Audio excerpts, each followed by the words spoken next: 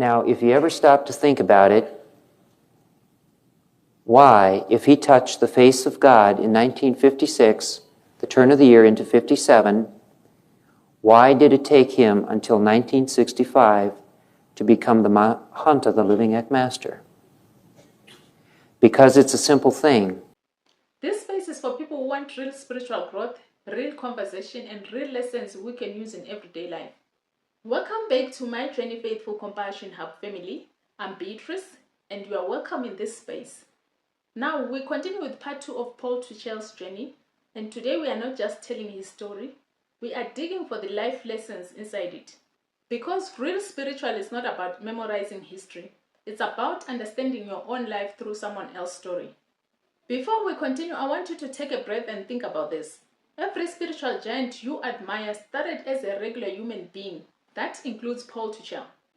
So, today we are not just looking at history, we are asking questions like, what does his life teach me? What does it reveal about my spiritual path? When you say, I have troubles and I have problems, I am crying and I am weary, Paul cried and was weary too. In about 1942, he did two things, and these are usually two great events in your life, and especially during wartime. First of all, he got married, and the woman's name was Camille Below. And at the same time, he enlisted in the Navy, and this was right during World War II. And so, in his copy, ever since he was in his 30s and throughout the 1930s and into the 40s, Paul was his own best drum beater. Anytime Paul did something, he wrote about it. He was practicing. Like someday, Eckankar is coming along, and you think you're going to have a chance of taking this thing called Eckankar, maybe he didn't even know the name then, and take this name and put it in front of the people. Because, you know, really, let's face it, I was looking in the obituary column in one of the West Coast papers a few weeks ago, and it said, here was a lady of 77 years old, and she had founded a certain church out there, and I'd never heard of it before. Well, this is interesting, you know. I said, I'll set this alarm for 9 o'clock, you know, and this way, if I make it to 9 o'clock, you never know for sure in this. And then it'll be just a few minutes, I can wind down and run out the door, you know. And actually, the best parts of Paul's life are ahead.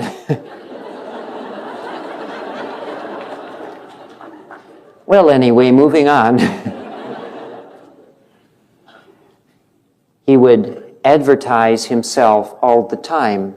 If he was ready to go into the Navy, he wrote up a thing. He'd say, Paul Twitchell just finished basic training, and now he's ready to go into the Navy as an ensign. And he'd send this back to Kentucky, and he'd send it to the librarian. And he'd send this copy, as if anybody cared at that time, he'd send it to the local newspapers, and he'd send it here and there. And at the time, he was practicing how to write, how to make something out of nothing.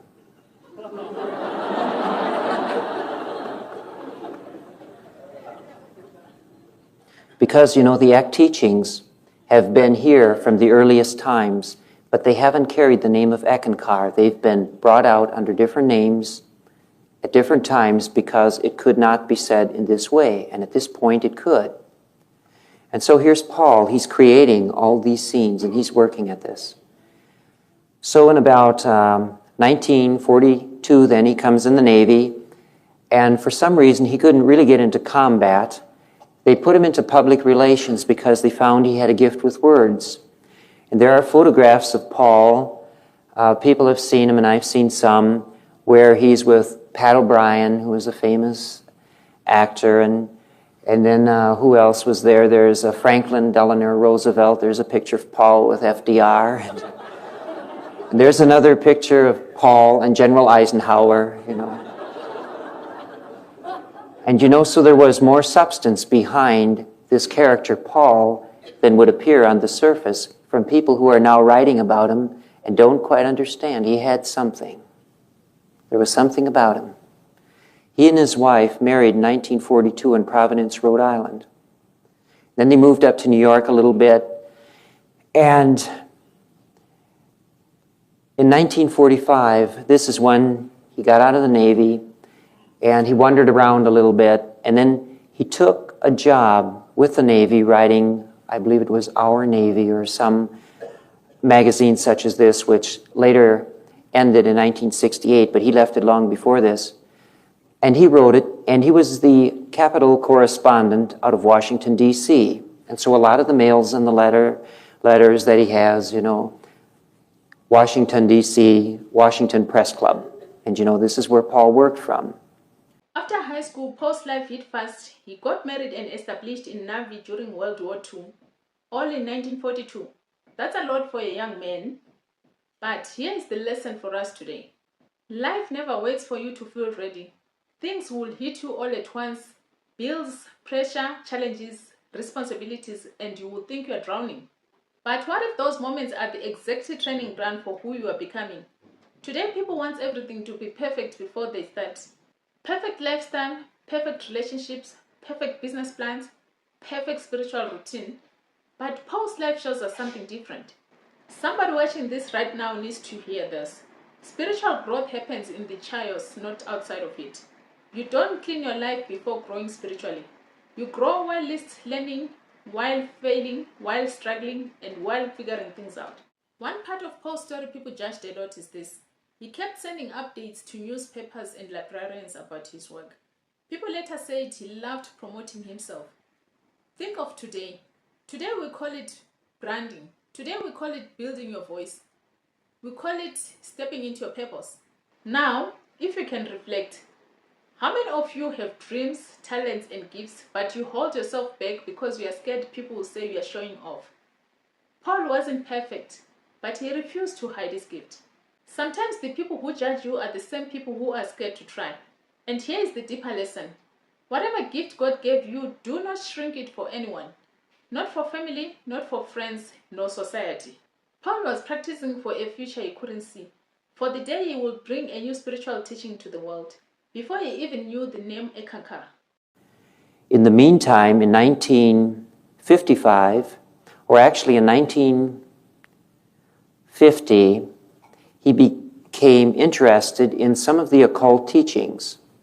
He became interested and he hooked up, I believe about this time, with a Swami Premananda in Washington, D.C., and he had, the Self-Realization Church of Monism, or some such big title.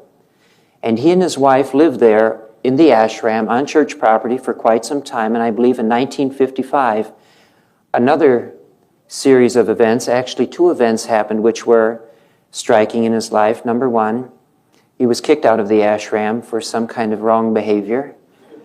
And secondly, he separated from his wife. So in a kind of a war he went in, a kind of a war he came out, And it was an interesting thing. For whatever reason, and for whatever reason is behind this, Paul was in the kitchen of the little church one day. It was on July 4th, 1955, Independence Day. Somebody almost liberated him from his body. One of the members of the church, for some reason, a great big fella, and Paul was a little bitty guy, but Paul was very strong. He used to work out with weights. He was a very, very strong person. But this guy was just too big for him. The guy got in a fist fight with him, and the fight started in the kitchen of the church. It went out of the screen, went through the screen door, out into the backyard, and Paul, being the smaller person, tried to defend himself, didn't do too well. And then he ran for the parsonage back porch where he was trying to get some help, I suppose, from someone. And the fella, he beat him up very well. And after this, Paul always had a permanent injury with his right eye. And he had broken rib, and he was really damaged. And a couple of people put him in the car, and they took him down to Florida to heal up for a couple of months because he was in bad shape. And these are some of the pictures of Paul. He was a feisty person. He called himself the cliffhanger. One image is hanging on the side of the cliff above the masses below, the swarms, the people who are lost in the drudgery of day-to-day living. Well, maybe the cliffhanger didn't have it so good up there, but at least he could feel the wind, and he was close to the eagles, but he better not let go. You know, and this was Paul. During this time, when he got kicked out of the Good Swami's church, you see, we have the picture at this time. We know that other masters, including Jesus, had many masters to teach him. Paul said he had many masters who taught him, but we never knew who. Another person he ran into at this time was the person who's in charge of the Ruhani satsang, and this was Kirpal Singh. We would like to think that truth comes all by itself, is isolated, that nowhere in the world has it ever been, and that nowhere has it ever touched shoulders at any time. But truth builds upon itself, and it always has. Truth has always built, and in the old days, the writers in the monasteries and the writers, they would say, this is wisdom, and this is truth. The writers would sit here and they would take, and they would use it as a springboard, and they'd go further with it. As late as 1790, in the United States, the first copyright laws were enacted. Today, it looks as if they were designed to protect the author, but actually, they were designed to protect the publisher. The publisher, it's an interesting thing. Around the time of Gutenberg, the printing press came in, and all these words and all this wisdom now began to crank out faster than it had ever before. But as a couple of centuries passed, all of a sudden people found that, hey, it's very easy to pick up someone else's work. And the publisher were the ones who protested the most, because the publisher-author relationship, until very recently, was actually, except for the very renowned authors, was master to slave. The publishers, in many cases, they did not treat their writers fairly, and the writer wrote for a pittance or whatever he could get. And the first copyright laws, in my estimation, were to protect the publisher, not the author. Well, so here is Paul, and he's with Kirpal Singh, and this is about the year 1957 when he has the experience that's recorded in The Tiger's Fang. Now, if you ever stop to think about it, why, if he touched the face of God in 1956, the turn of the year into 57, why did it take him until 1965 to become the Mahanta, the living Ekmaster? Because it's a simple thing. Paul cared and tried to find spiritual enlightenment in all facets of his life, for his whole life, in a way that very few people care or have ever tried. And finally it came to him. But you know, when you touch the hem of God's garment, you're never the same again. And one of the biggest changes you find as you come back to the physical consciousness is that you are the only awakened individual in a world of sleeping people. When Paul entered the Navy, they placed him in public relations instead of combat because they recognized his talent with words. And suddenly he started interacting with those public figures, the big figures like generals. Paul did not ask for it. He didn't plan it. Spirit simply opened those doors. And here is the hard lesson.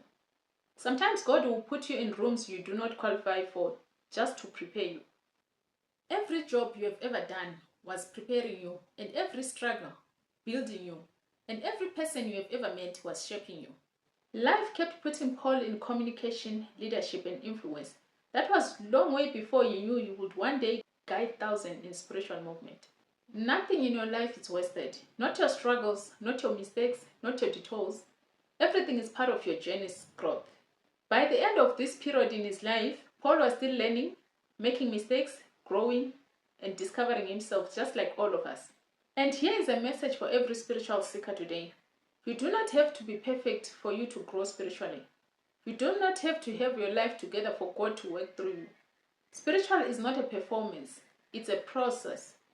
Society today says, look spiritual, act spiritual, be enlightened instantly. But real spiritual in human is messy and full of lessons. I want to leave you with a question you can ask yourself every day or every moment. Ask yourself, am I bringing awareness and consciousness into every small things you do every day? Because awareness and consciousness can carry you through any struggle or any challenge. And ask yourself, am I paying attention to the small ways Spirit is preparing me? This space is for people who want real spiritual growth, real conversation, and real lessons we can use in everyday life. So please remember to like, follow, and subscribe. Until next time, may the light and sound of God guide your path. I love you all.